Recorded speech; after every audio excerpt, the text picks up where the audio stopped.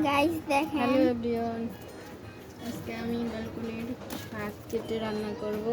দেখুন আমার ব্যালকনিতে অনেক শাক হয়েছে, অনেক দিন ধরে কাটি না, কাটা হয় না, একদম সার সারা ভেজাল মুক্ত।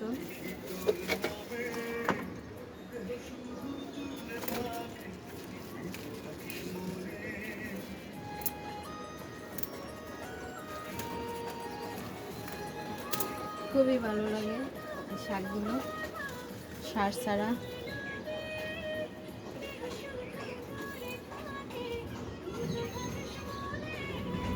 অনেক শাক খেয়েছি এই বেলকুনি থেকে, আমার কাছে খুবই ভালো লাগে।